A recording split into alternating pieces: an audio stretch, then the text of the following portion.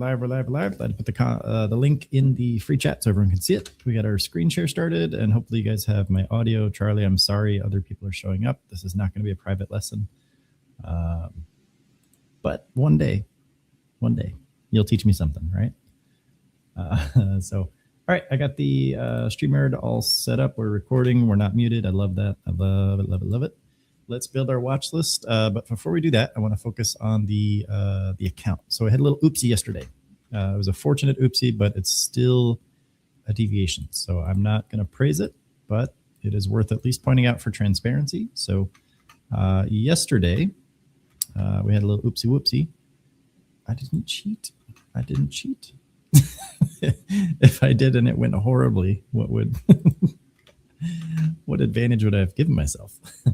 No, so yesterday I was on the live stream with Bull, I think, and we ended up trading it was Bull, sorry, lifetime live stream in the afternoon, and I ended up trading an SPX call. It was a 0-day call, so I made a little more profit yesterday than I was supposed to. I ended up taking it on this account by mistake, and my problem with all this, these account things is that when I'm trading on Webull specifically, I tend to just click the button and put the password in, and I didn't realize which account I was logged into last. So that's how that happened. So I just kind of logged in and just grabbed the one contract and all that good stuff. So that is always my number one issue. If you look at the spreadsheet, is that it's just me not paying attention. So this one here, stepped away, took a hit. This one here, forgot to check the account and had drawdown. This one here, accidentally traded SPX.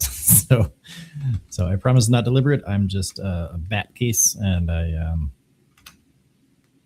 have little gaps in my attention. So perfectly normal, super risky, obviously, when it works against me, but just something I need to get better at. And I just have so many spinning plates that that's something I just need to put some more effort into. So long story short, just for transparency, I ended up making a pretty chunk of change yesterday. That was kind of ahead of schedule. So eventually, yes, I will be building SPY and SPX into this account. I will be building in options in general, but not yet. That was not the plan. All right, so let's build the watch list out. But the reason I wanted to point that out is because the number is now 40102, so we broke over $400. We started on the 15th with $100, and I added a total of $300. So far, my profits are $101.02 on that $300 commitment. So I'm up about 33%, a little over 33%. In a little under a month. So not bad. And just, again, proof of concept here is you don't need a whole bunch of money to make money. 33% in a month is nice. It compounds pretty efficiently. And barring the SPX trade, I haven't really taken too many big risks, I believe, to get there. You guys can judge that for yourselves, obviously. And one other factor that I do have that you guys shouldn't is that I'm also live streaming. And because of that, I can't just do like one and done trades because nobody would want that content. So I tend to trade more than I should on this account, but we make it work. All right. So just understand that if I wasn't, we'd be a little bit farther ahead. So 401.02 divided by 4 trades is going to be $100.26. So I put that number in here. So when I push my buy, it will place that number as a market to buy and get into the position. Okay. And then to get out, I have 2 hotkeys set up. I have Control 2 and Control 3. Hey, alarm clock. Apparently there's a third more sinister hotkey, and that's my alarm clock. And basically the Control 2 just sells most of my shares. Control 3 sells whatever's left. So if I need to hit my stop loss, I hit Control 3. Or if something, invalidates structure, I hit Control 3 just to get out. If there's an impulse like this, where I get 5 or more candles with a higher low, I'll put my stop loss up here. And then as soon as that's breached, I hit Control 2 to lock in the bulk of the shares on that impulse. So that way it allows me to capture big moves and then also leave some runners if it's appropriate. So once that strength disappears and the price starts to fall back down and invalidate structure, then I get out because that doesn't make sense. All right, so looking top to bottom here, I'm on the pre-market top gainers widget and Webull.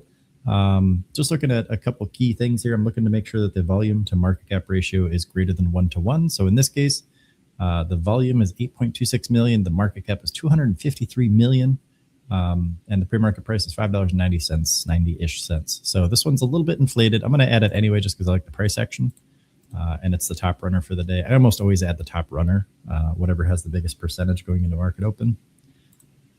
But we'll see. MLTX is a much cleaner chart, and it also has a skewed volume to market cap ratio, but I likes it, and it's a little more expensive per share. It's $17 per share almost. So I have to keep that in mind as well. It's not so much that it's going to influence the profit, but it will influence potentially the behavior of the stock, and that's what I need to pay attention to. JTAI is one of our favorites. This one has a great volume to market cap ratio. The downside here is that it's an 80-cent stock. So because the price is so low, the market cap is low, because the market cap is the number of shares times the price. So that's going to reflect lower.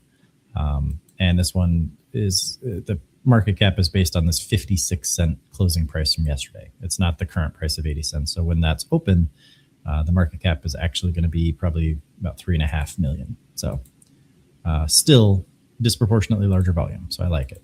NVVE is a good one. We had this on the list yesterday. I'm going to add it maybe just because it was yesterday's runner, but I'd really like to see some more move. So I think I might pass on that one for now. I'll keep it on the list here, but I'm not going to add it to my focus list. But I will take a look at ACON. This is a $5, $6, $7 stock. I'm a little bit less of a fan of this one on this time frame, but it does have a good volume to market cap ratio and decent enough price action. We can make something work on it. ASPC is absolute trash. This is so incontiguous, meaning that the candles just have gaps and dashes between them. I don't like that, so we're not going to deal with that one. NVVE, I think I will just add it, just so we can flesh out our list here. NEOG, anything below here, basically. I always like to call this one National Geographic, but I know that's not how that works. CGTL. This one's one that we've traded a long time ago. This one does have potential for massive, massive moves, but it doesn't hold them, and it's very dangerous to get caught in the downside. So got to be very careful with those. You know, you can see these drastic sell-offs. So, you know, just be careful if you trade anything like that. I just don't like this chart right now. It doesn't have the volume to justify watching it. And I think I've got my 5 here. So I'm just going to put these in the chat, and then I'll catch up on the chat. ACON, MLTX, FLYX, JTAI. All right. So those are the tickers I'm going to be watching today. And I'm also going to put those on all the platforms so that everyone can see. And we get about 6 minutes and 10 seconds till market open. So let me go ahead and move this over here so I can see the pre-market price. I'm just going to filter by that. And then I'm going to just draw some basic ranges. So the strategy here is stupidly simple. I'm just looking for small candles that have big candles next to them. People kind of recognize what fair value gaps are, and that's just the gap between the high of one candle and the low of the third candle. So you have one candle, a gap, and then a third candle here. But rather than mapping the gap itself, I like to just look at where the price started, because that's what I want to happen to my money. And I have explained in excruciating detail why I prefer to do it that way instead. And we've all seen the results. So that's going to be my approach. And that's the one that we're going to use today. So, so just kind of looking around here, I don't really see anything super spectacular on this one. I'm going to just draw, no, not that one. I'm going to draw this one right here. I like that a little bit better.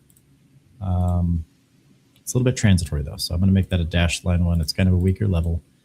If we get a push off that level, that's great. If not, not going to sweat it. Don't really see too much down here that I like. So I'm just going to hang out. Maybe a better one will present itself at market open. And let's see, I kind of like this guy. These are all pretty big. Like maybe this guy, but that's sketchy. I like this one a lot. This is beautiful. I like that. Transitory though, so I'm going to make it orange and with a dash line. So I think the better zone is going to be down here on this one. So we'll keep an eye on that. I'm not trading anything into market open. I'm just plotting some levels here. Just refactor this one. This is NVVE. I don't see anything over there that I like. Let's check out yesterday, because we had some pretty good moves yesterday. That's a good one. That's going to be transitory AF.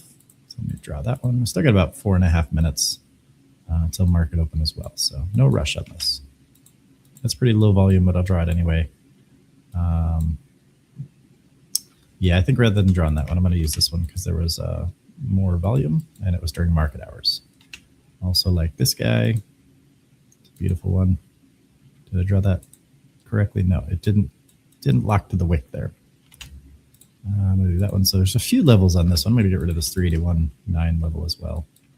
And then this one here, I'm just going to make that kind of a dark gray so we can see it, but not really looking for that to be a pivot. So we got quite a few levels here on NVVE. So, and basically the strategy is very simple. You know, we've drawn our boxes. If it goes up and I see what I like, I can grab a confirmation. Otherwise, I'll wait for it to come down to the next one, you know, the next one, the next one, and the next one. So that's the overall brain dead approach. Can I throw the NVVE chart in there? Yeah. Let me, I'll just zoom out a little bit and you can kind of see where I drew those levels. Let me just do the whole screenshot so you have the watch list there on the left as well. We had about 3 minutes and 8 seconds till market open. And we'll see which way it goes. I see obviously FLYX is starting to pull up out of the box. That's cool. It's held twice so far. So let's see if that one wants to hold. I'm going to leave this orange with a solid border just to show it's got a little bit more strength to it. And then this one here obviously is a little bit sketchy. So I'm going to kind of make that like a darker blue. That's more of a decision zone. So I'd like to see another pivot or something form down here if we're going to come down. Totally Not Sad says, I'm sorry, can you explain the chart and like what to look for and when to buy or sell? I'm not understanding. All right. Yes, absolutely. I have 2 minutes, 2.5 minutes. Let's see if we can, this is the lightning round. Okay. So, well, let me move it over here so we can actually see the chart. So, okay. So we've got one small candle here and one big candle for mankind, right? That's all I really care about. And I'm just looking for zones where there's these drastic moves in price, impulses. Right, I want to see the displacements. I want to see the price come up here and then kind of putter around, and I want to see it putter around down here, and then just explode and not come back. Right. So by looking for these two candles, I can identify a range where that happened before, and this is institutional participation. This is where the hedges are. This is where I want to participate once I see a confirmation that they're going to push the price up, because it's not people like you and I that drive the price. It's these hedges. So once they see the price revisit their zone, right, I know that they're going to participate in a way that is likely to cause another move like that to happen again, because they want to push the price up. That's why they picked that zone in the first place. There's very complicated formulas behind it, but I don't care and I don't have to care. I want them to do all the hard work, all the research, all the math, all the neuroscience and, and everything else. I'm just looking to see where they are, because this tells me they're likely to defend this area. So once I see it come down to this area, then I need to see how the price is going to behave. And once I see how it behaves, then I can set a mechanical strategy in place. So for example, this candle here punctured this zone. So I put a line above that. Okay. Then this becomes my entry threshold. So if the price breaks above, that's when I take my entry if the risk size is appropriate. So in this case, we get a lower high instead on the next candle. So I move the line down, and then this becomes my entry threshold. And then the line moves down again and again and again and again and again. And then eventually we can enter down here, and the bottom of these two candles that participate in that cross up, those become my entry and stop loss. And then I just trade it out of that box. Does that make sense? It's a little complicated, but I gave you the crash course. We have about 30 seconds left before market opens. I had to squeeze that in there. So what did I trade yesterday? It was not Lucy and Glue. What was the other one? I traded another one. Anyway, so market's about to open here in about 15 seconds, and I'm just going to let the market kind of do its thing for a little bit. I'm going to change this over to the daily. What's Acon? I don't think I saw that one pop up yet. Oh, no, I have it on my list. All right, I'm going to switch this to the 1 day. Market is now open, so I'm going to click the top losers and the top gainers. That'll kind of refresh this list. I got to do it again. I did it too early. I want this to be populated. And I'm going to switch this. Whoops. I'm going to switch this back to the percent change, and then I can just kind of keep an eye on these percentages as things move around. So if this pushes up out of this box, I'm going to hit my buy button. And I really like this one. It's ACON. If that can get bought up and go red to green or bearish to bullish and then pop out of that box, I'm going to grab a piece of that. So let me take a peek over here at FLYX. NVVE is probably going to halt, but you can see this is the kind of potential that these boxes have. And that's why I draw them the way I draw them. Ooh, I'm going to grab some of that. So I'm getting in here on ACON.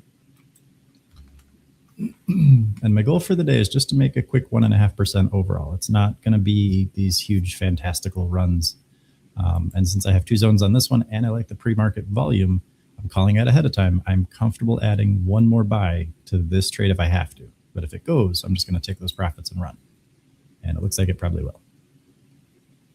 And move this over here as well. And then MLTX is selling off, JTI is selling off. So we just don't look at the ones that are pulling down because that doesn't help us. Now this one's halted.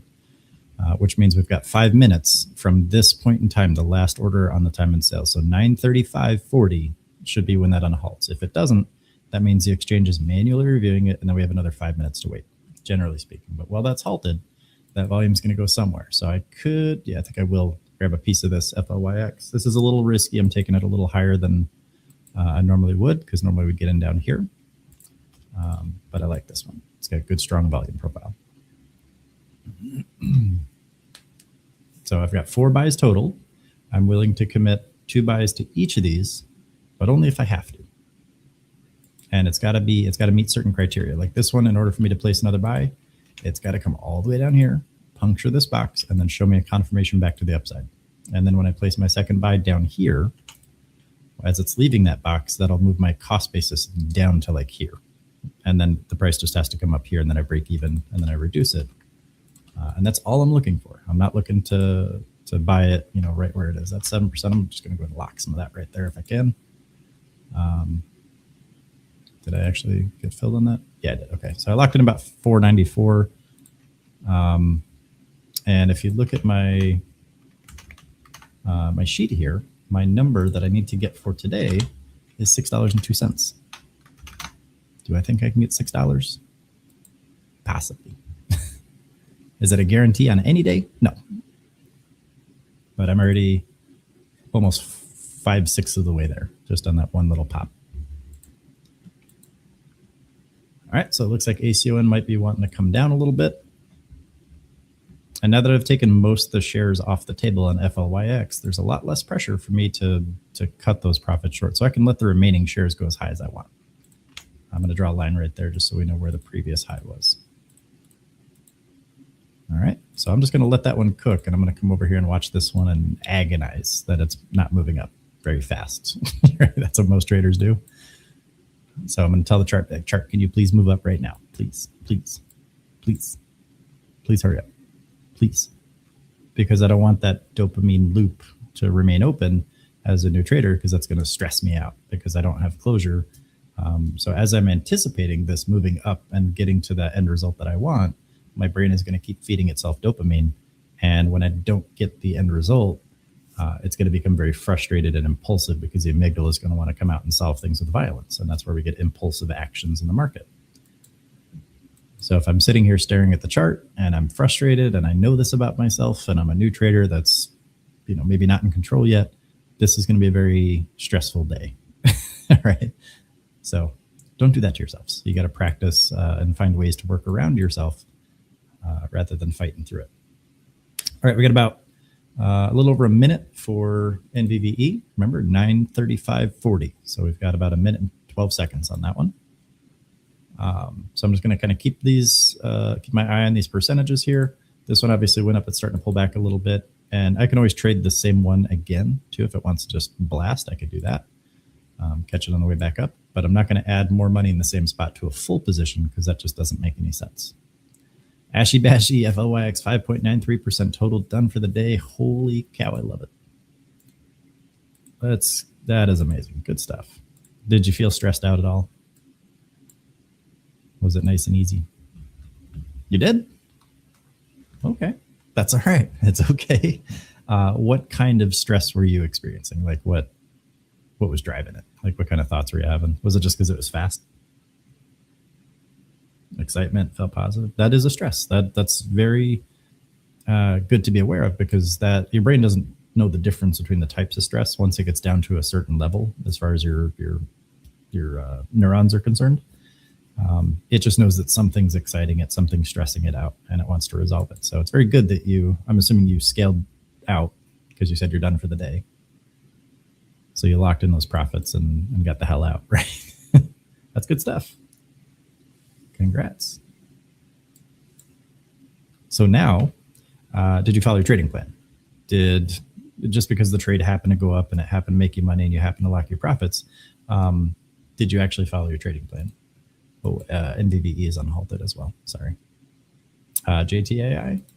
No, it's still moving down for now. I don't see anything that I like about it. I got it a zone right here. I mean, I could maybe justify that, but I already kind of missed that entry, but I don't like it here necessarily. Maybe if we get like a retest, and then I'll look for it. I'd rather look for the pullback here on MVVE myself, but we'll just hang out. I also don't want to just commit a bunch of money to these trades. FLYX is pulling down a little bit back into the box. And remember, I got a pretty high entry on this one. We were supposed to enter down here at 577, so we should just be coming to, back to break even if we took an appropriate entry on that one. But I've still got my second buy and all that good stuff, so I can either trade a break back out of this box, or if it wants to come down here, I can trade that on the remaining shares if I'd like to.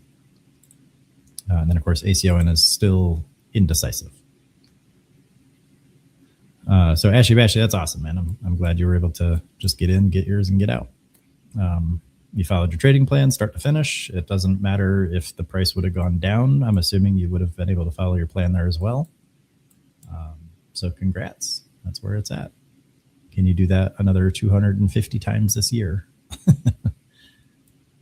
Well, I guess it'd be less than 250 because we're 8 days in, but 240 plus. If the answer is yes, you should be in a pretty good spot.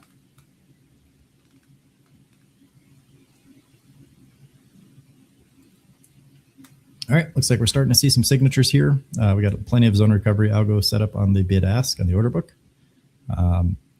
Break over 835 should trigger a pretty rally. Ideally, we see a chain fill up to like 850. There we go. And that was 850. Look at that. I should do this for a living, guys. And then we'll see if we get continuation off of this. Hey, Jenko, what's going on, buddy? Good morning. Happy Thursday. I had to think of what day it was. And also, just a heads up, obviously you guys know this, but I don't have an accent today. MadMaverick is dealing with a family situation, so I'm covering for him today and yesterday. Elizabeth, 1.11% on 2 trades, 1 on FLX, 1 on ACON, and you're all done for the day? You hit your goal, you're able to...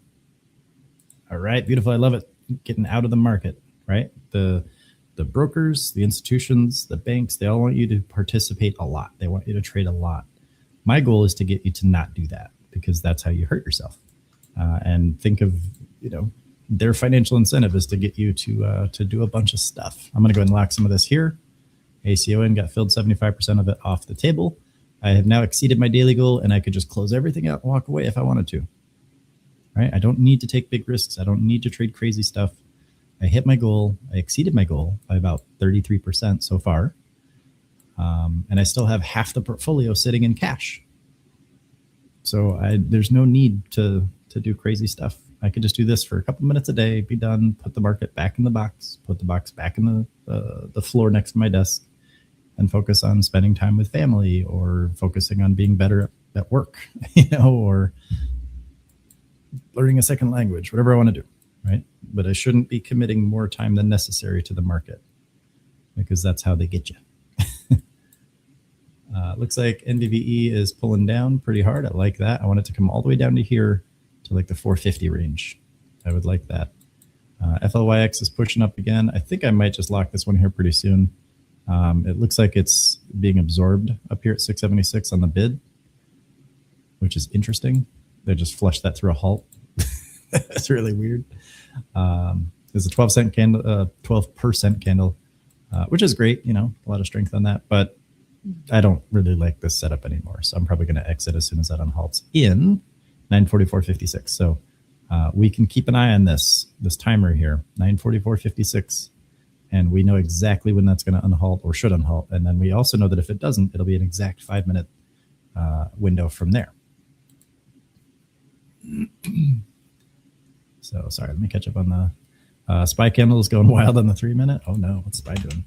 I can't trade SPY or SPX on this candle. Oh, look at that. That whipsaw. That's going to destroy souls right there. I'm bearish on it. But that's, having a bias doesn't do anything productive when it comes to SPY. That is crazy, though. That's good. That's sandwich action right there. I mean, it's good for it's good for people that can scalp and manage risk. It's not good for people that buy and hold.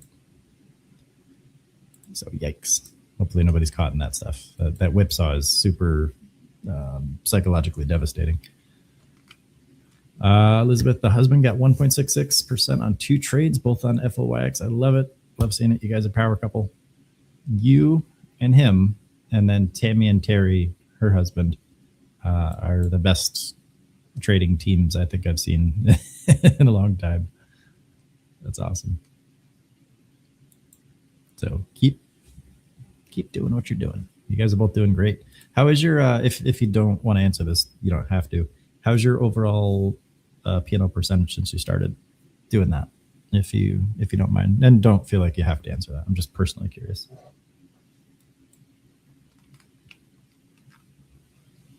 You sold FOX before the halt. Good stuff, Paul. Yeah, I took some of mine off the table too. I just didn't trust it. Same with ACO in here. I just sold some of that on that push up there. Not to say there's still not plenty of potential here. I'm probably going to add some more to this one and roll it, but actually, I think I'm going to grab some more here. Now, this I have to be very careful because I'm adding to a position, so I'm slightly over allocated here. So I'm going to look to sell a good chunk of that on a relatively moderate pop. But I'm glad you guys were able to get in and out of that one. That's good stuff. What do candles like that mean on SPY? I've personally never seen those. That just means that there's a lot of pressure far out on the bid and the ask. So between that zone here, I'll pull it up over here so we can see it. So there's basically algos here and there's algos here, and they're just fighting it out. There's not a lot of contention in between. Because they're just like throwing haymakers at each other. And you can see that's kind of where the price, if you look at those zones over time, I'm willing to bet that you probably see some ping ponging there historically. And that's why I draw those zones the way I draw them, because you just want to catch those moves from range to range. Does that make sense? Sorry, let me pull this up here as well. And again, for this one, I still have another buy, so I can add down here if I want to.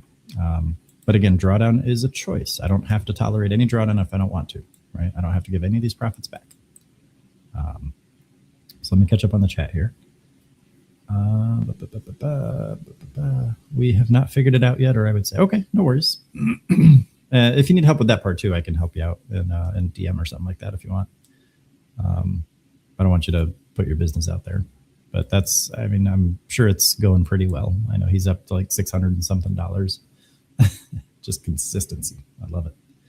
Jenko, I just earned $58 on Bitcoin and meme coins dropped because of leverage. I only used $20, took trades overnight because market was going toward low liquidity, 87K on Bitcoin. It also still very stable downtrend. So you traded inverse. You leveraged the inverse on Bitcoin and made some money on the drop off. That's good stuff. Oh, what's the timer on FOX here? 56. So 9:44:56. So we have about 46 seconds on this one, and then it'll unhalt, and then I'll make my decision. Good stuff, Janko. Congrats. And you scaled out, I assume, because you're on leverage. I hope you're not hoping to get caught in something. My husband said I was at 5% and I started in October, even with the $40 out on Webull. Good stuff. Even that 5%, it might not seem like a lot to a lot of traders, especially new traders, because we have these expectations. But that's 2.5 years worth of interest that you'd get in a savings account. So rather than waiting 2.5 years, you've locked in that 5% relatively easily. All right, so this is unhalting 744. I'm going to go ahead and try to lock some more here if I can get filled. I did, because that's going to chain halt, and I don't want to get caught in that. So I have one share left of FLYX. So I was able to lock in another, what's that, $4 or $5. So I'm just kind of letting this go. And then I've got my slightly larger position here on ACON that I'm not going to add anything to until it comes down here and gives me a specific configuration. If and only if it comes down, gives me a confirmation out of this box, then I'll add my second buy, and then it'll lower my cost basis. And then when it comes back up, I will immediately reduce my position size. And then if it goes below, I'll just take the hit, and that's okay. But you can see, I've got an oversized position, and it's down 6.5%, and I'm still up by 1.27% because I'm scaling out and I'm securing the profits on these two trades as price goes up. So I'm locking it in. And again, if I don't want to deal with any of this drawdown, I can always just cut these positions sooner rather than later. And then that way I don't have to deal with them, potentially dipping into those profits. Okay. So if I was trading on my own, I probably wouldn't be doing that. But I also want to show you guys, this situations you're probably going to find yourself in so that you can see kind of how to manage them. Sorry, I got to catch up on the chat because I ramble way too much. Kenny Penny, solid 3.5% this morning at Acon. Going to be a nice day to get out and get some work done. Beautiful. I love it. And you're locking those profits in. You don't have to worry about anything else. Give me one moment, guys.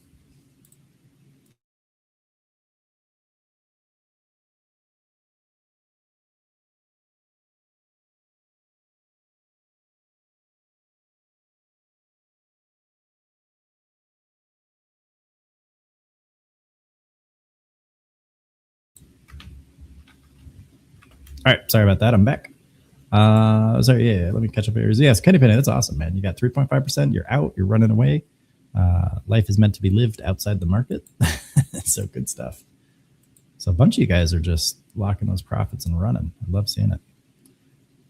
Tej, past 2 days of NVVE has been nice profit, easy 220 pounds. Good stuff, man. And you're taking them home, right? You're not just letting them ride and watching them turn red. That's good stuff. Elizabeth says, I only want 1%, so I'm okay with anything. Good stuff. Yeah, the power of compounding there. Like I said, a lot of new traders specifically would be pretty like,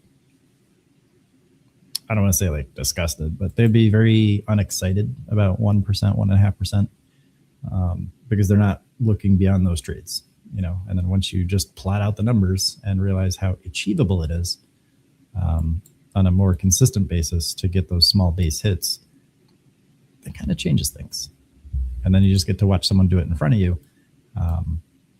It gets pretty tasty after a while. And then you develop a distaste for risk because you don't really want big red numbers, because that's the only thing that's going to take you out of the market.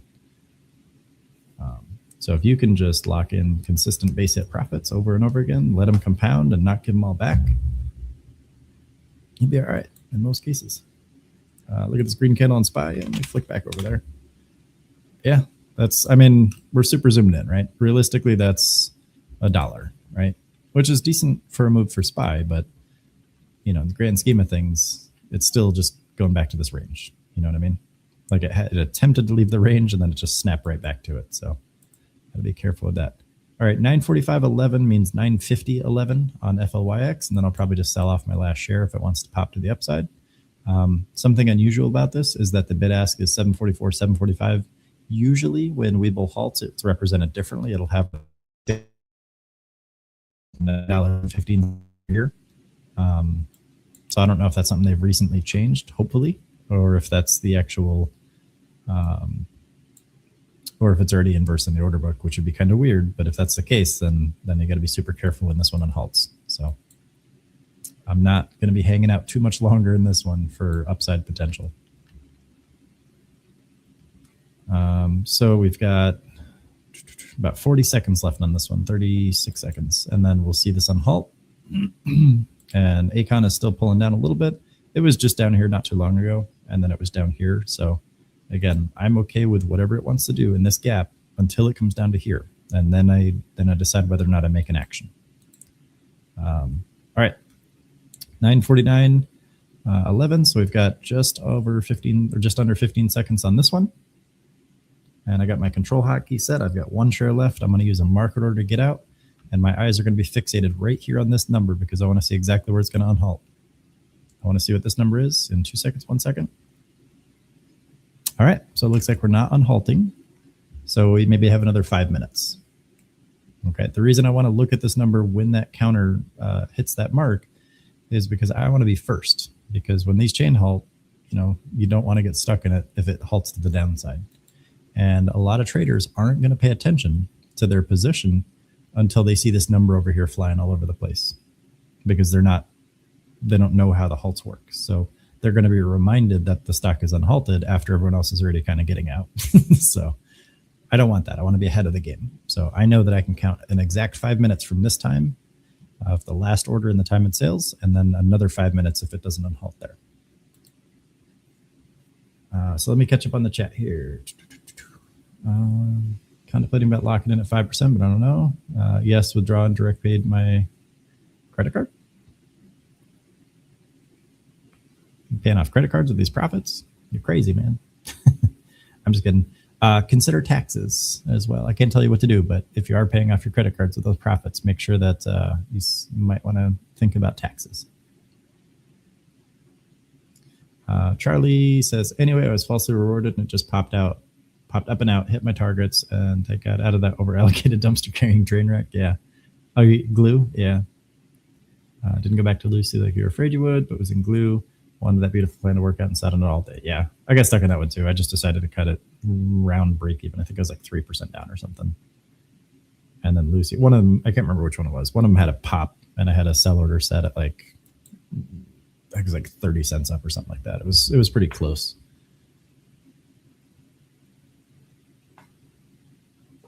So I didn't want to hang out all day with them. So I squeezed out a small profit on that one, but it wasn't anything celebratory. And I'm pretty sure glue I took a hit on, a small one. I-10 town. JTI is the only thing I can trade right now. I got in at 74 cents and it got to 79 cents. I don't know, should I lock in profits or how's the chart looking? Sorry, I know that was a little bit ago. I can't tell you what to do. I can only say that you must have had a plan when you got in, and at some point the profit is acceptable. You have to do a little bit of soul searching there. Like, how much money would you walk past on a sidewalk, and then how much of that would you be willing, if you are sitting on a profit right now, how much of that are you willing to lose potentially if it pulls back down? It's not so much how high it could go. It's how far down are you willing to let it go again? And that's the number one consideration we have when it comes to taking profits is, now that I have this bird in the hand, I have this amount of money sitting in front of me, how much of that am I willing to forfeit before I say this is good enough and I walk away? It doesn't matter if the price is still flying to the upside when you sell. It doesn't matter if the price is slamming down to the depths of hell when you sell. It's your decision. And if you took an opportunity and you took an entry based on some thesis that you had, it's usually worth at least letting the thesis play out in part, as well as locking in at least the bulkier shares, in my opinion, at some achievable base hit level. So what I like to do is I like to enter on a break out of the box somewhere. I've got defined risk, and then I take an immediate target that's relatively close by, and I sell most of my shares. And you guys just watch me do that. And then at some point, once that's hit and I lock most of my shares, then I can let that smaller piece ride as high as I want to. And that's what I did with FLYX, right? I sold right here, somewhere around here. I bought coming out of the box. I sold pretty close, and then it pulled back and it shot up. And then I just sold some more on that, which reminds me, we got about a minute left on this one. So I'm just going to keep an eye on that. So there's 3 different types of take profit. You've got your ratio take profit, which is just that achievable base hit that's somewhere larger than a loss would be if you took it in that same direction or the same distance other direction. That's where you get like a risk reward ratio, and I'll walk through that in a little bit. Then you've got your impulse take profits, which is the things like the 5 candle rule, which I'll walk through that as well. And then you've got the structural, like full cut, I don't want to be in this anymore because it doesn't make sense, take profit. So once the sun halts, I'll probably just exit, see where it's going to go. Remember, my eyes are going to fixate right here on this number. It says 744 right now. I want to see it go up or down. And then from there, like let's say it unhalts at like 810 or 803, or maybe it's 610. I want to see where it goes from that number. So if it goes from like 803 up to 805, I'll stay in for like another half second. If it opens at like, there we go, 853, 857, out right there. I don't care. It's kind of puttering around in the 830s when I sold. It can absolutely go higher. I don't care. I don't have access to that information.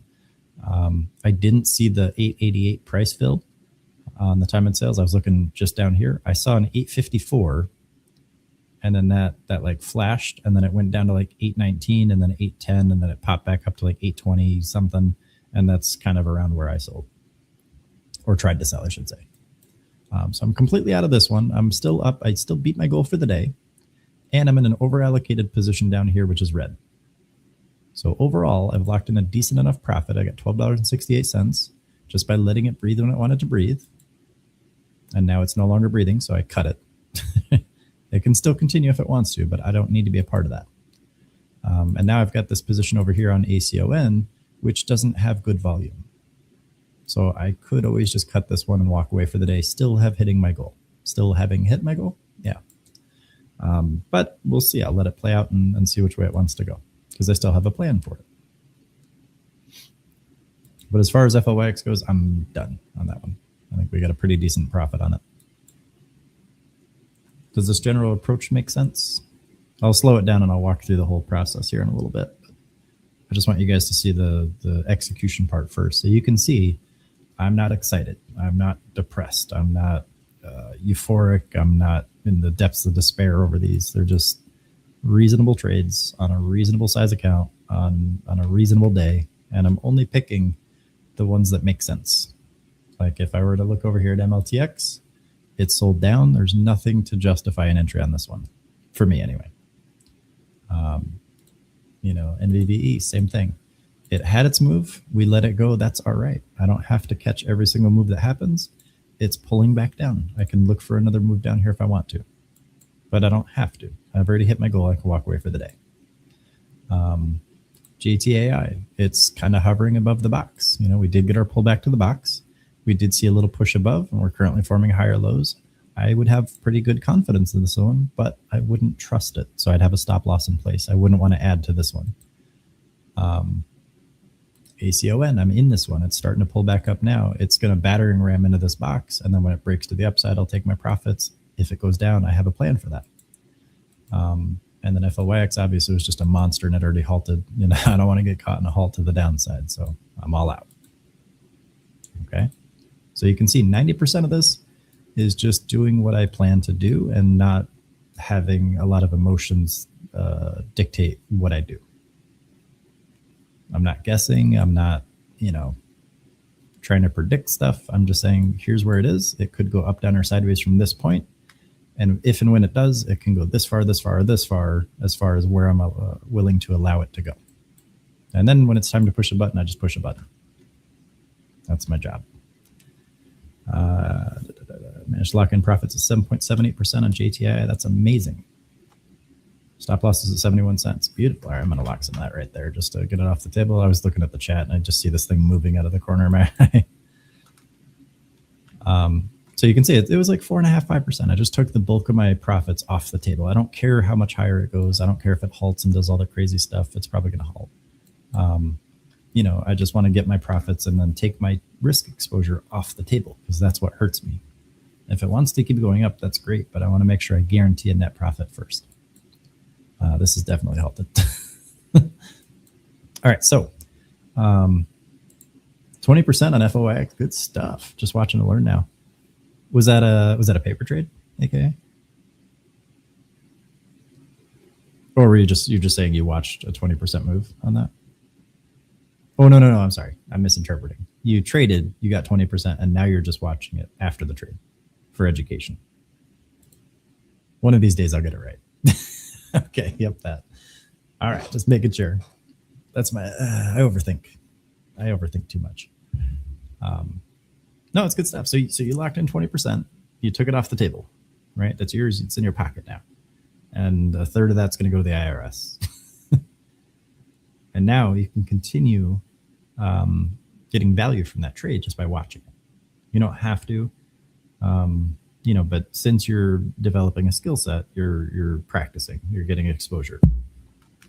Are you also studying your emotions and that inner monologue as you're looking at this and as you trade it? Are you paying attention to the things that your brain is telling you in terms of thoughts and emotions? Like, are there any temptations to get in? Trying to be very aware and take notes. Good stuff. I love it. The better you can be about listening to yourself, rather than just trying to shut yourself up, the better you'll be in the market. This is very much not an environment where you want to fight with yourself. That's not fun.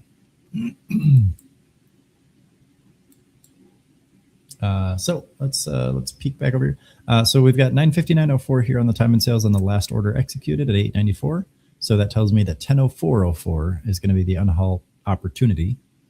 So we'll just make sure that we come back here for that one. Let's peek over here at FLYX. That's still halted.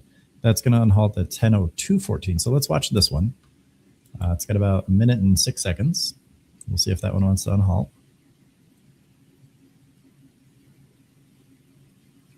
If I take a few minutes to meditate before I trade, I feel much more in control. I'm so glad you said that word.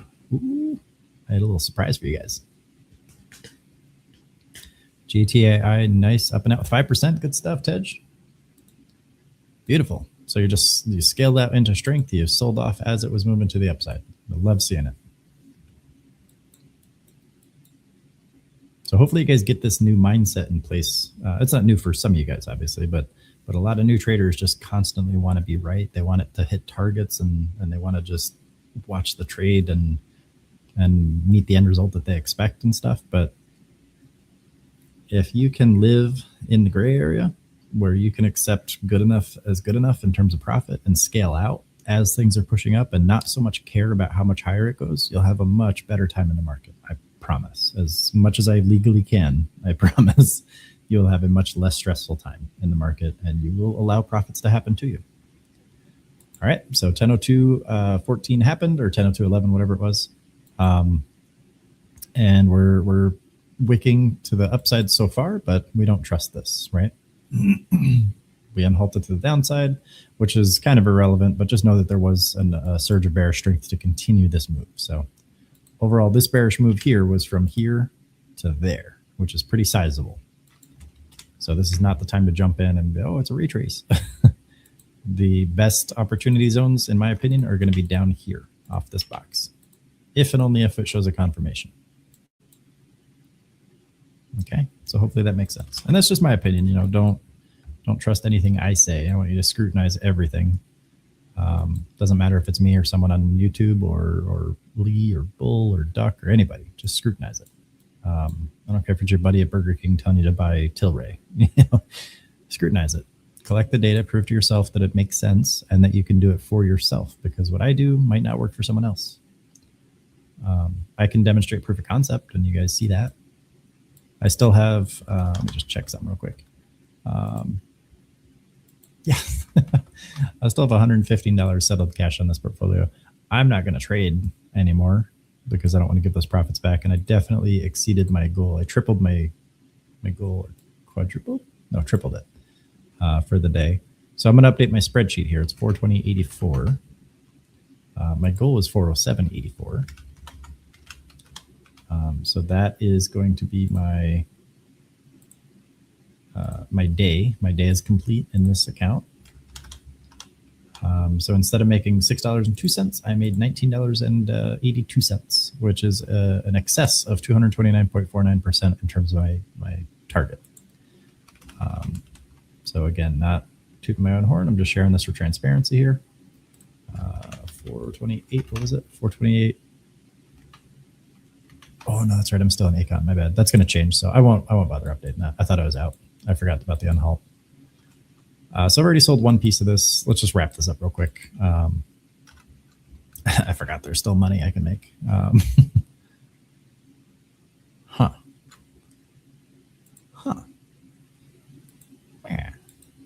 Yeah, see? All right, probably going to lock most of this here. I don't really care. If that makes sense. I don't care about if that makes me sound like lazy, but I just don't care. Like, there's no need for me to squeeze out another $1 or so. So I'll let it go if it wants to, but if I see like any more red, I'm just going to cut it. Actually, I'm probably going to sell some of this here right under 9, or right around 9 if it wants to go. Yeah, I'm going to sell some more right there at the top if I can get filled. 886, and I'm looking right here, and I'm looking at the time in sales. So I see this like out of the corner of my eye in the periphery, but most of my eyes are right here. I'm just looking at these numbers and this order book right here. So I'm gonna keep that right where it's at because I like what I see. And that's for 3 out of my 4 shares. And then I'll ramble a little bit, but I want to get that number locked in before I want to get the spreadsheet updated before I start rambling. Because I will forget.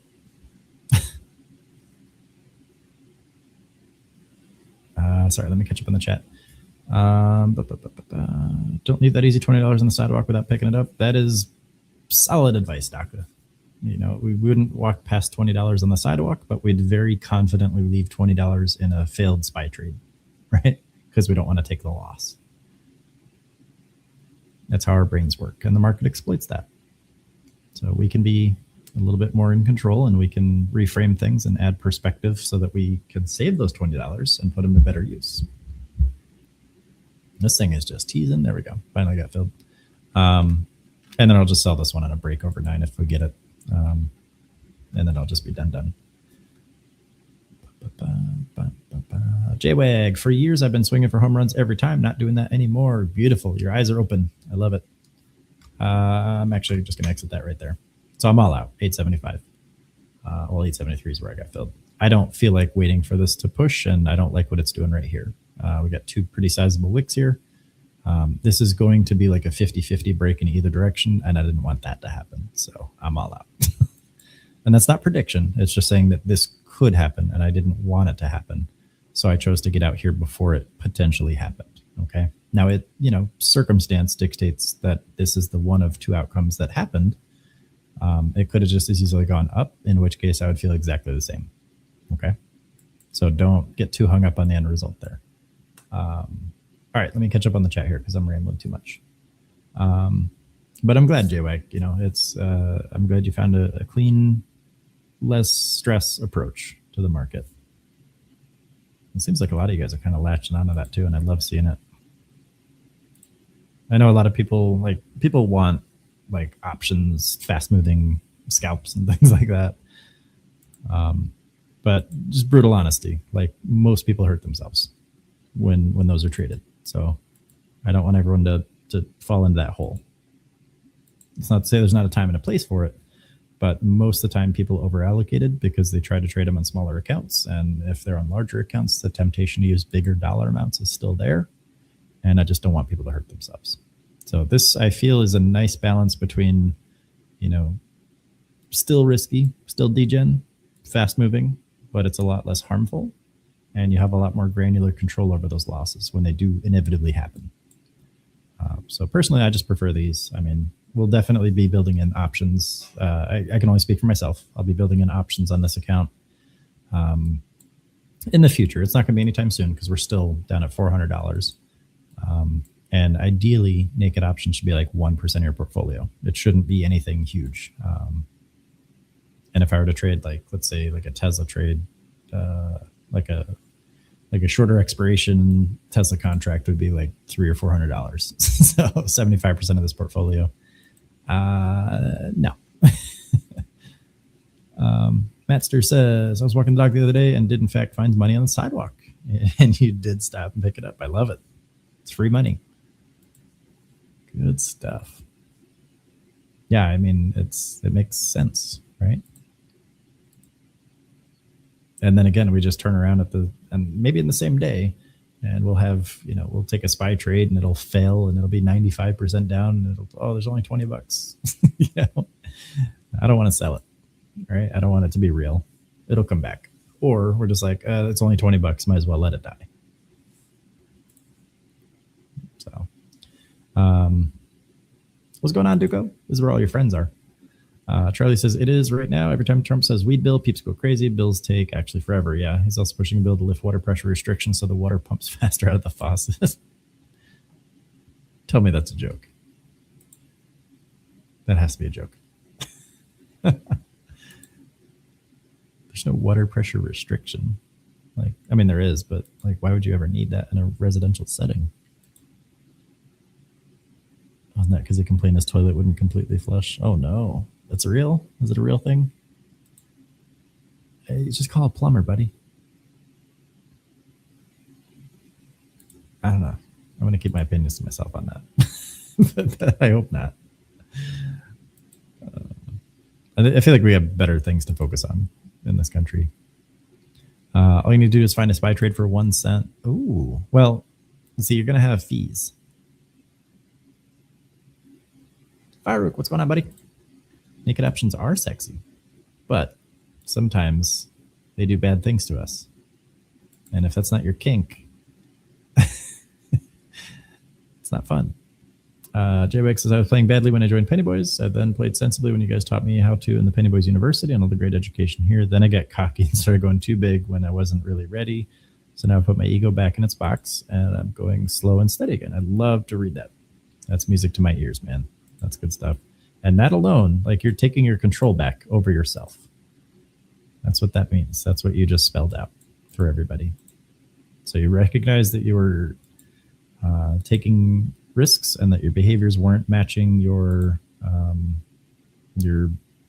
ability to manage them. And then you decided to just say, oh, it's too much about me. It's too much about my identity. And you just slowed it down and scaled it back down. Oh, Charlie, not a joke. Oh, no. That's horrible. Yeah, exactly, Candy Penny. You want to build your castle, just pick up one stone. One stone. No, yeah, I remember the bleach thing. I don't know why I would think that would have possibly been a joke. It's just hard to tell, because there's so much like absurdity out there. So who knows? That's how you get rid of COVID. That's how you get rid of a lot of things. Don't do it. But anyway, if I were to come way ahead of you, buddy, if you're not, you're missing out. Arc Raiders, is that a game? You're going to probably hit me for saying that. I like Clorox, yeah. I do too. I like it as a company. It's solid. No, I haven't played Arc Raiders. What is I don't really have time, unfortunately. I get to squeeze in some Arma here and there and some Overwatch, but I don't really get to play new games. Have I been on Overwatch? Here and there. I play with the wife when like the kids are doing their thing on their phones and stuff. Let them wind down a little bit in the evening sometimes. We just hop on for like half hour to an hour. It's not even that much compared to what I used to. I'll look into it though. Might be pretty fun. I still haven't played Helldivers. I'm supposed to play that. I always feel bad. I didn't get to touch Diablo much this season. I heard it was pretty good. But that's okay. The stock market's my favorite game. I like this one. All right, so with all that said, I want to swing back to something and get a little bit educational here. Yeah, for sure.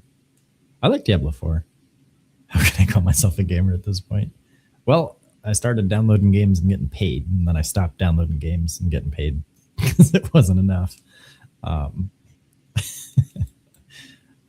I get to show you guys how to download games and get paid. At least you're doing that. Yeah, exactly. So you know, there's money out there waiting for you. You just got to find it. But yeah, I mean, how's your Shadow Raid, whatever. The games suck. Yeah, of course. That's why they pay you to play it. But some of them are good. Like Enlisted wasn't bad. I didn't mind that one. But I bet Raid Shadow Legends is probably trash. Yeah, Charlie, I'm all completely done for the day. I still have $115. NVVE has fallen below my range, so I personally wouldn't be looking for it. Now, you could make the argument you could, do the 5 candle thing, but I would like to see it above this orange box, or at the very least, come down here and test this zone. You're just trying to pick out 5 candles, and that works. I mean, you have a pretty big retracement here, and by retracement I mean sell-off. But you do have an area like right here you could use if you wanted to try to justify that. But yeah, I mean, technically, it does hold true. You just have a smaller profit zone, but you do have a candle that punctures, right? And you can apply this to pretty much all these. You got a candle that punctures. That's the mosquito, right? It goes in there and it tries to get the juice out. And then you just want to catch the mosquito when it's flying away so you can beat it up and take its money. So then we get a lower high. So the mosquito digs in a little deeper. Mosquito digs in a little too deep. In this case, we're getting bone marrow, but we keep going. And then we're down here, and then we're kind of out the back, right? It's an exit wound at this point. But you can still, catch the bounce off the impulse. Every impulse has potential for a retrace. So at this point, it'd be down here at 449. So anything above that, you could consider a small risk. Now, the challenge is that because you're entering here below this range has two purposes. It can act as a pivot, a resistance, or it can speed the price up and act like those Hot Wheels accelerator spinner things that just shoot the car forward. So at this point, you'd have a very small profit range if it decides to pivot. Otherwise, you'd have a pretty decent slingshot opportunity. So in this case, typically I would use like a smaller allocation. And actually, you know what? Here, I'll just do like a little $20. We'll do a $20. I'll just grab some right here with you. Basically, if this pivots here, you don't really want it to come all the way back down. It's got to go up and in through the box. So I'll trade this one along with you. And that'll be it because I'm done for the day. Seeing a little bit of strength, but I'm super zoomed in too. So keep that in mind. But then like my stop loss would be absolutely no lower than this candle. That's my entry candle. So we'll see. I mean, we can draw a fib. We can do all this crazy stuff if we want. It's got to get above like 460 for a decent move to the upside. Otherwise, we're just going to see some friction. It might just, with a reduced volume, it might just hang out in this box. Remember, because these act like magnets. So we'll see what it wants to do, but I'll hang out with it. And remember, anything above break even, you can just move your stops up. Once it pushes like 1% or something, you just move your stop up. These are not the opportunities to take big risks on. We really want it above the zones. Charlie 10-2. It's too much alliteration, man. You never heard that one? Yeah, so we were talking about the like what specific entry criteria I like to use, and I was saying how I wait for the zone to be punctured, because yesterday we had one where it did this. It just came down and just touched the box, but it didn't actually go into the box. And I was kind of explaining why I didn't enter at that point. I really want to see it push into the box, and I like to call this like a vein, and then this is a mosquito. The mosquito wants to come down here and get the juice, and then I want to catch the mosquito when it starts to fly away. So in this case, this guy just bored a hole right through. Now he's got to go back through that vein. He's got to get up, he's got some flying to do, and his wings don't really have a lot of room, to flutter. So it's going to be a little more challenge. Well, I guess it'd be a her, right? Because female mosquitoes are the ones that bite, so they can fertilize their eggs and all that. But you get the idea.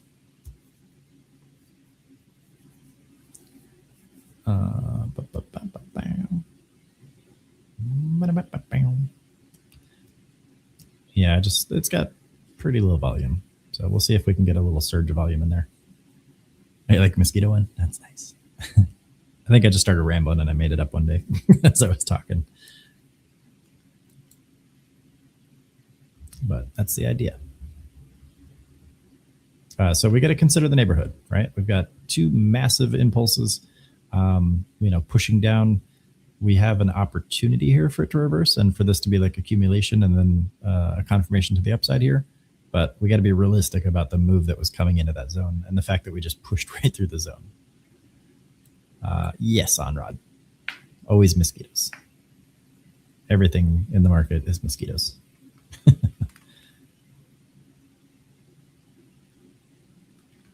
If you're not mosquito, you're wrong.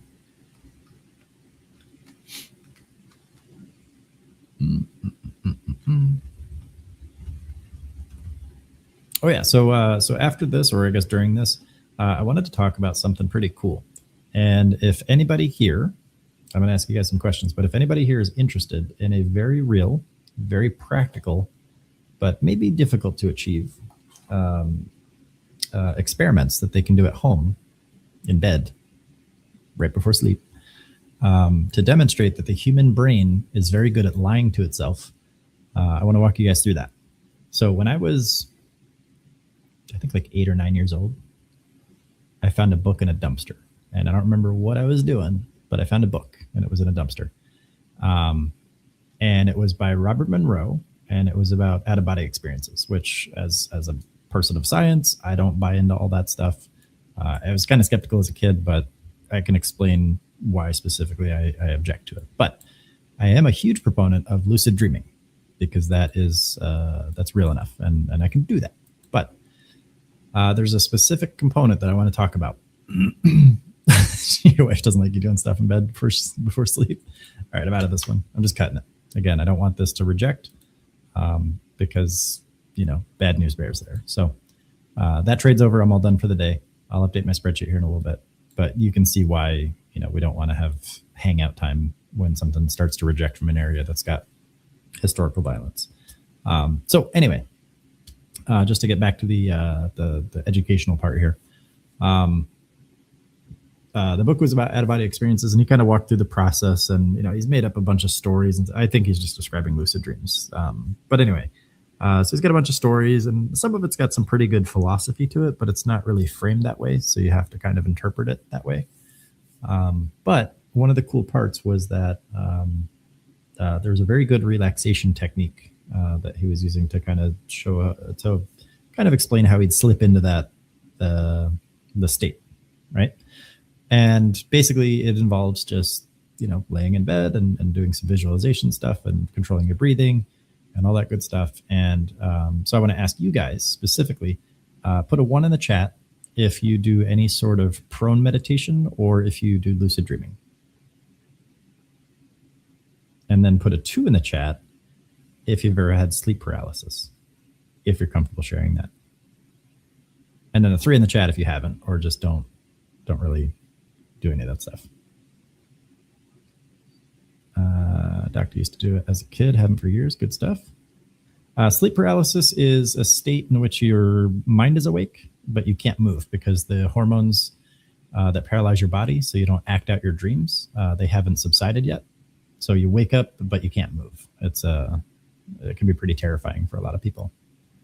A lot of times we tend to also feel or sense the presence of something else, even though there's no one else in the room. It's just kind of how your brain perceives the danger. And that is attributed to the left temporoparietal lobe. But we'll get into that. Yeah, you're trapped in your body. You can't move. Yeah, absolutely.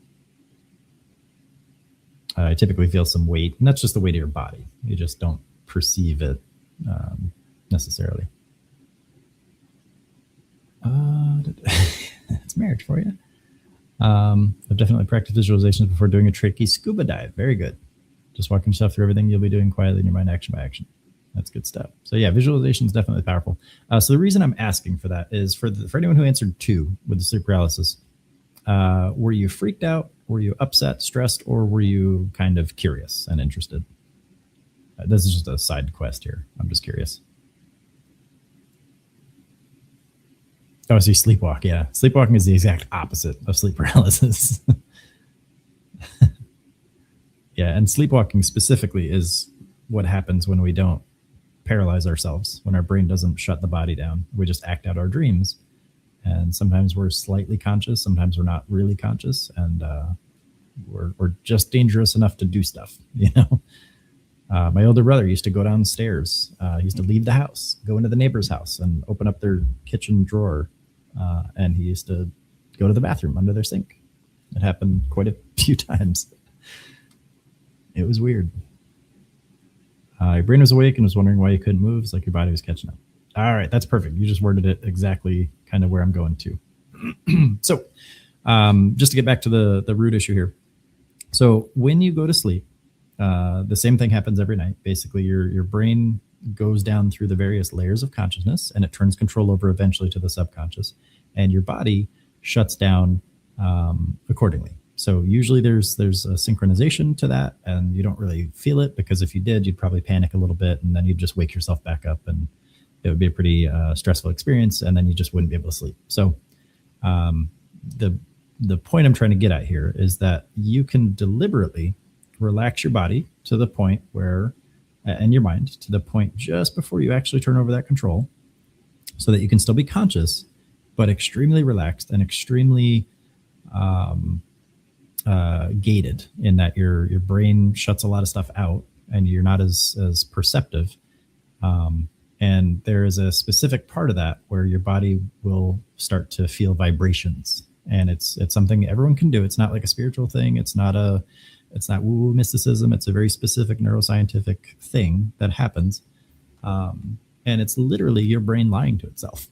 So the reason I'm bringing this up here is because this is what we do in the market all the time. if anyone doesn't feel that their brain is capable of lying to itself, I want you guys to practice this. I'm not going to walk you through the whole process, but basically just you lay flat and then you take deep breaths, and you focus on specific parts of your body. And there's plenty of guides for how to relax and stuff like that. But basically you just try to sink lower and lower, almost like you're hypnotizing yourself. But eventually you will start to feel yourself kind of dissociate, and you'll start to feel these vibrations. And then if you focus on certain, parts of your body, you can kind of move them around, and it's pretty cool. And what's happening on a neuroscience level is that there's a thalamocortical loop, basically, that is constantly running, whether you're awake, asleep, whatever. And its job is basically to just perceive at a frequency how your body is at all times. If there's any pressure, if you're feeling anything, hearing anything, seeing anything, tasting, blah, blah, blah. It's just a constant cycle that monitors everything that your brain perceives through your body. So, that has a frequency to it. And what you're doing when you slow down your consciousness is you're taking that part of it, and you're taking the part that shuts down your body perception, your proprioception, and then you're taking them out of sync. And so a lot of people, misinterpret this as like the body physically vibrating, or that there's some sort of, circulation causing the body to vibrate. It's just a difference between how your brain perceives your physical state. And I know I'm making this pretty complicated, so I'm not trying to, but it is pretty cool that your brain in an awakened state can literally lie to itself about how your body feels at all times, to that degree, to the point where it feels like you're physically vibrating. So, again, for anyone that feels like they're fully in control, they feel like they've got, their psychology locked down, this is kind of a next level thing, just to prove to yourself, so that you can have confidence that it's not you, it's just your brain, that your brain can literally just lie to itself. So if you can lie to yourself about your state while you're laying in bed, and I know I'm not really explaining this the best way, but if you can trick yourself, into a physical sensation, like it's similar to like tinnitus and phantom limb, that's kind of a similar process. But if you can lie to yourself about that, you can absolutely lie to yourself about how you feel about, missing a trade, or, not stopping out because you compromised, or, wanting to cut your profits early, or any number of things. So I just kind of wanted to walk through that in a complicated, not complicated way, just as just empirical scientific proof that your brain absolutely can and does lie to itself every single day. And if you take little things, little pieces of those processes, and just take them out of sync a little bit, so when you're destabilized or demodulated, it becomes very easy for you to perceive them, so that you can be aware of them. Okay. And I know it's a little tangential here, but I want you guys to practice this and understand that when you're in a stressed out state, your brain, certain parts of your brain and certain loops that operate at certain frequencies within your brain. Again, I'm not talking about energy fields or anything like that. I'm talking just pure straight neuroscience. There's parts of your brain that send signals and receive signals at a certain rate. And when those get disrupted, or if the magnitude shift, then you are not centered. You are in an off state. You are demodulated, and that will influence the way that your brain perceives things. And that's how we have stress cycles, and those stress cycles escalate. They put us in a predisposed state to perceive things in a certain way. Our triggers escalate every time we iterate that stress cycle, and then we respond a different way because we're in that state. And then the way we respond escalates the way that we're set up to perceive the next thing, the next trigger. And that's how we get impulse chains, and that's how we get revenge trades and things like that. So I should probably just make a graphic for this because it's very complicated. But I want everyone here to know that you don't have to just attribute all your flaws in the market as flaws or character issues. You are a mechanical creature at the end of the day. You're an emotionally reactive processor. There is a specific science to this. And the better you understand yourself, and sometimes that just takes reading the manual, right? So if you read the manual, you can control the mech suit a little bit better. But once you understand that this is just science, it's just input, output, functions, you can learn to stop blaming yourself and actually make progress. But if you just insist on blaming yourself and saying you're a bad trader and focusing on trying to be right all the time, you're going to have a very hard time in the market. So it's my goal to show you guys that you don't have to blame yourself in order to hold yourself accountable. So again, I know that was pretty complicated and all that stuff, and there's a lot of words I didn't use to try to explain all that, but it's interesting to look into that. So if anyone wants definitive proof for themselves on a personal level, I would encourage you to practice that.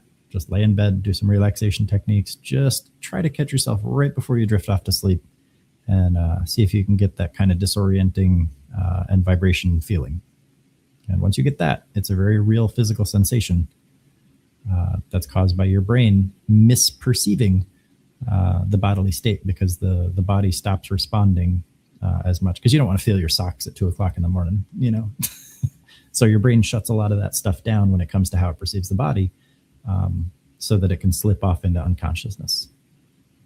So you're basically telling your brain that your body's in unconsciousness mode and your brain is staying in consciousness mode. So there's a disconnect, and then that's how you get weird sensations.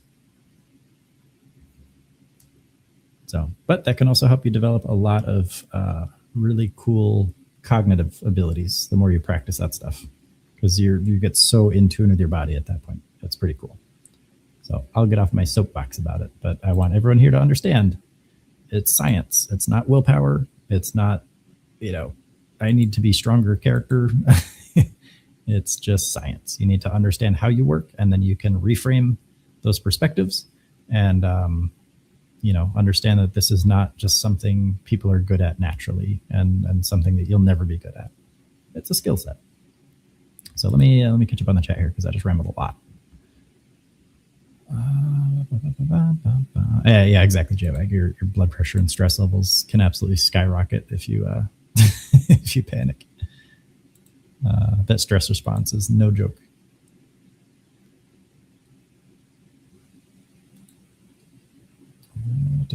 Sorry, I'm just trying to skim through the chat without reading everything out loud, because you guys are already there. You already went through it. Was at the market earlier, Porter says, and just looked around at all the people, the diversity, the energy, the eyes. Girl was singing in the front with the mic, having major issues, but didn't break the vibe at all. Good stuff. Probably shouldn't have walked home, but you did. Well, being home has its own vibe, Sounds awfully close to Iboga or peyote. Pookie would have been doing on your head. I just read complicated things. Well, I took a screenshot of it last night, and I think I shared it in Lifetime. I think it might have been Premium. I can't remember. I'm pretty sure it was Lifetime. But that all started because I'm an overthinker, and I just remembered back to finding that book in the dumpster when I was like 8 or 9 years old. And I was like, you know what? That would be a really good explanation. I did a horrible job of explaining the the purpose of why I was trying to explain it. But I wanted to look deeper into the neuroscience part of it. All done. Got to take a break before Lee's coaching. Charlie, did he? I don't know if he's going to have one today, unless he communicated otherwise. I'm not 100% sure. I think he was. Oh, he is. Okay, cool. All right, perfect. Then I won't hold you up. He will be there. Good stuff. Okay. Anyone who's not in his, I'm going to put the coaching link here as well. I'll put it on the socials. Anyone who's not in there yet or doesn't have a coach and wants to change their trading, Lee's the guy. I mean, you get an accent. He trades equity. He teaches a lot more in-depth process than I have here as far as due diligence and finding higher quality companies. I'm just trading low float volume on trash companies. And this is not investment. Like, these aren't ones I'd hold more than, a couple hours max, if that. You guys see they're mostly a couple minutes. So definitely check that out. Why were you dumpster diving at 9 years old? I was dumpster diving at a much younger age, but that was a good haul. Found a bunch of stuff in dumpsters. I mean, I was homeless as a child for a bit, but no, it was easier for me to just jump in there and grab bottles and cans, bring them back to the store. And I'd find like old bike frames, and I'd fix people's bikes and sell them. And I had a lot of trouble with getting the bikes registered and all that, because the city I grew up in was dumb. One of, I should say. There's all kinds of stuff. Find some clothes. Find some.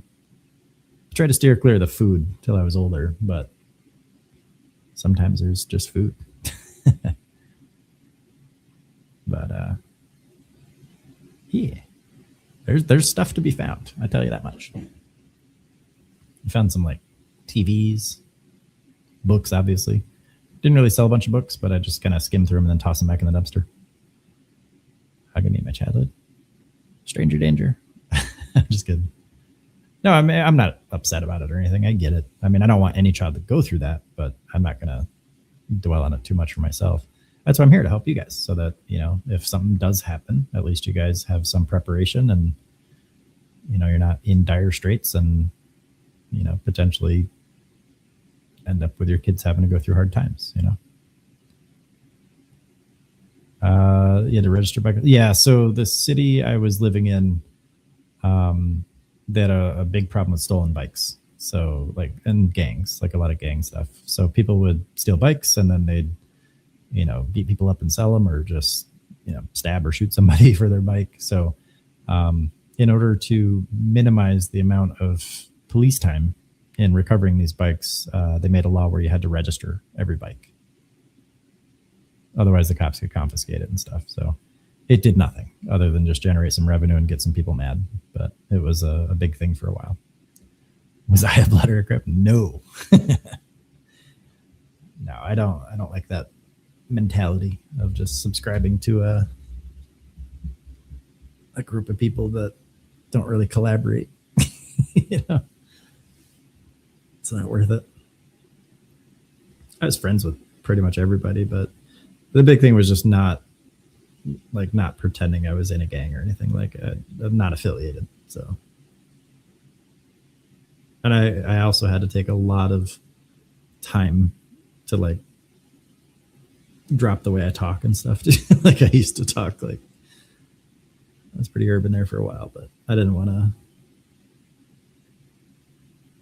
misrepresent myself. So I used to find trash at my company people threw away and sell for money. People called me names, laughed at me, but I was like, please laugh some more so I can find more stuff.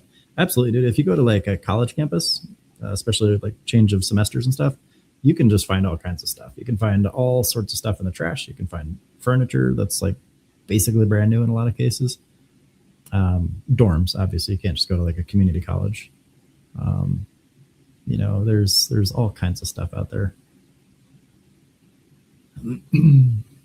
I used to go grab stuff off the out of the Rent-A-Center and Aaron's in the back there. That's good stuff.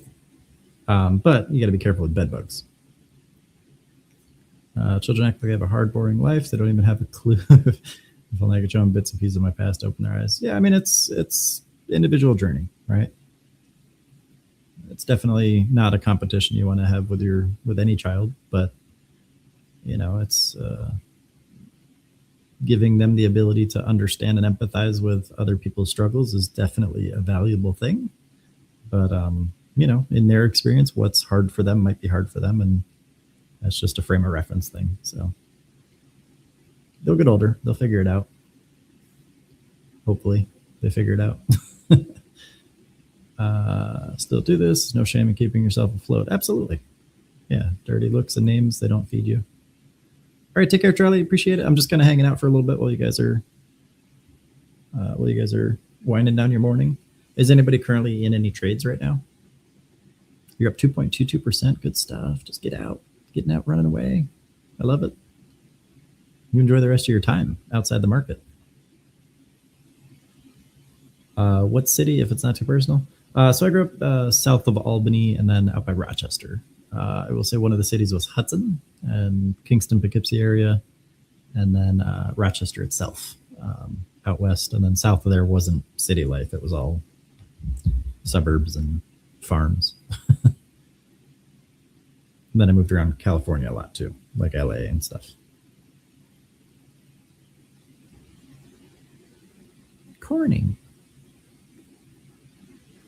Yeah. All right, Charlie, take care. Enjoy your day. Some existing swings, not day trades. All right. So you're just kind of playing a slow game on that. That's good stuff. Duco hasn't traded for a couple of weeks since your last Pookie copy trade. Oh no. Don't copy me, sir. Nobody copy me. Ever. I don't want you guys to have the lag. Oh, go enjoy your call, Matster. I'm gonna wind down the live stream. I'll hang out with you guys in Discord here for another 3.5 minutes or so, hopefully. So thank everyone who's watching the live stream. Appreciate y'all hanging out, and we'll see you guys next time. I put the link in the chat there. Make sure you join us, and we'll jump in there.